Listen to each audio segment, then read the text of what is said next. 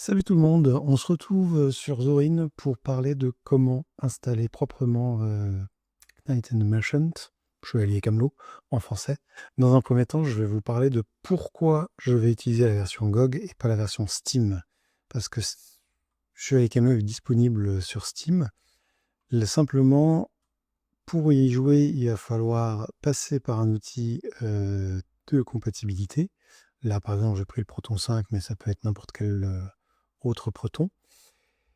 Et quand je joue, le problème, c'est que j'ai la version de base et la version HD, qui sont en fait des versions qui n'ont pas beaucoup d'intérêt, puisque ce qui va être intéressant, c'est de jouer au remake, qui est juste le jeu de base, en gardant tous les graphiques, mais en l'adaptant, en enlevant tous les bugs graphiques et tous les bugs, la correction de l'IA, ce genre de choses.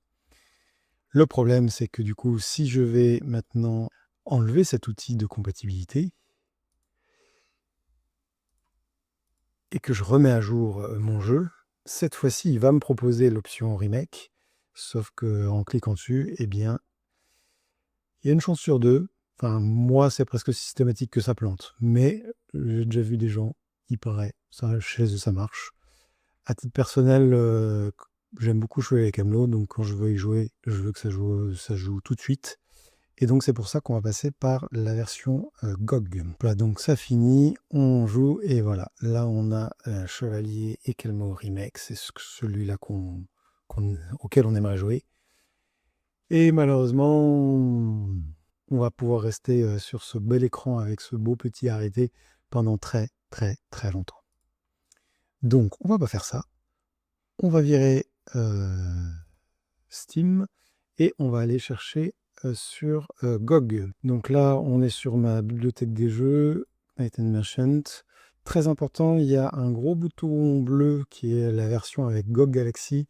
Il faut surtout éviter de prendre ça. C'est faisable, ça se fait très bien. Le problème, c'est que ça va installer le client GOG Galaxy qui a besoin d'une librairie Windows un peu lourde. Et donc dans Battle, la moitié du temps, ça va être pour installer cette librairie, pour accéder à GOG Galaxy, alors on va l'utiliser qu'une fois, enfin, le lancement va être utilisé qu'une fois, et après, on n'aura jamais besoin de GOG Galaxy. Donc, c'est important de prendre la version offline. Donc, moi, je l'ai déjà téléchargée.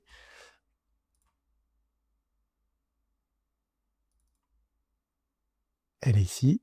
Et on va également aller chercher dans KaizenMachineRemake.com, vous allez dans téléchargement et vous prenez le dernier. Donc là, j'ai pris l'installateur complet, téléchargé. Et pareil, vous le voyez, je l'ai là.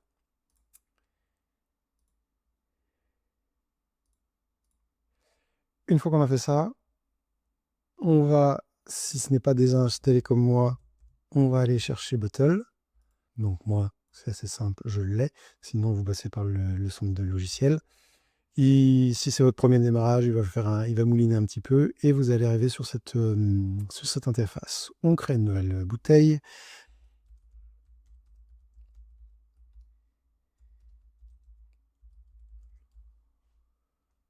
Techniquement, vous pouvez mettre jeu, mais application, ça fonctionne très bien aussi. La bouteille va se créer. Donc là, il y a un petit temps de configuration.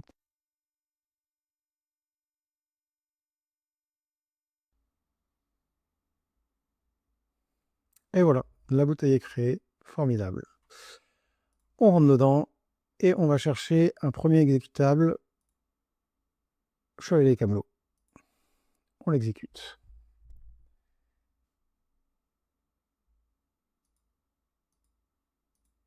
Très important, là il y a un petit bug que je retrouve un peu sur toutes les distributions, c'est que la fenêtre s'est mise derrière.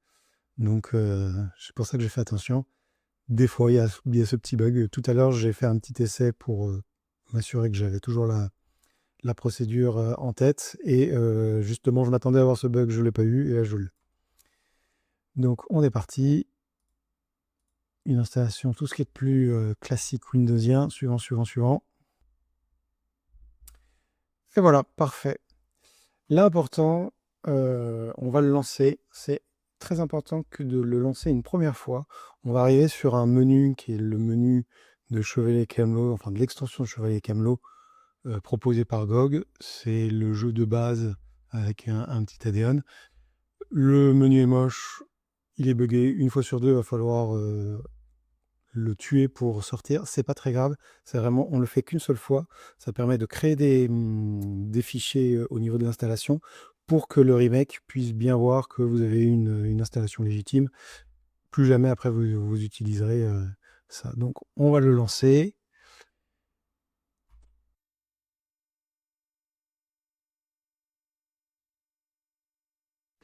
Voilà, c'est exactement ce qui s'est passé, c'est-à-dire que le jeu s'est lancé dans une résolution qui n'était pas très terrible et j'avais pas le contrôle de la souris, donc en fait j'étais bloqué, donc j'ai juste affiché un terminal et j'ai même pas eu besoin de le tuer, j'ai pu le faire par l'interface graphique. Voilà, c'était le moment douloureux de cette vidéo. Après, c'est beaucoup plus simple et on va tout de suite exécuter notre deuxième, le remake.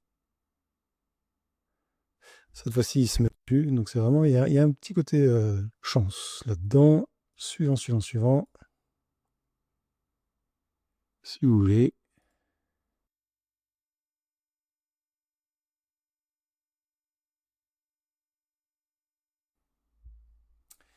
Très bien, là, il vous recommande fortement. Donc, bah, évidemment, oui. Hein. Et nous allons pouvoir exécuter Remake. Et on va pouvoir voir qu'il y a une petite subtilité encore à faire. Ça dépend aussi des... Alors, on va enlever cette geek tout de suite. Vous l'avez en mode fenêtré. Donc, vous êtes par contre bien sur le remake parce que vous allez pouvoir vous mettre dans des résolutions qui ne datent pas de 1999. Et notamment là, je suis en 1900 par 1080. Et nous avons un petit bug qui va arriver. Soit il va rester comme ça, c'est-à-dire qu'il ne va pas prendre tout l'espace, ou alors la fenêtre va prendre tout l'espace, mais vous aurez toujours ce cadre.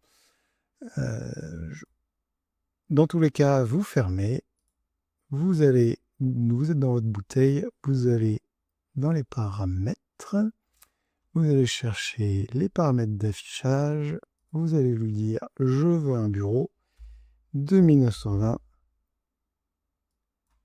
par 1080.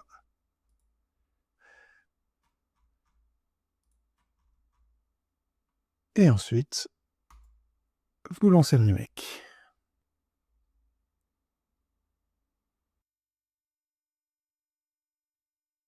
Et là, vous avez vu, il y a eu un petit bureau qui est bleu qui est apparu et qui tout de suite a laissé place à votre jeu en plein écran, parfaitement opérationnel.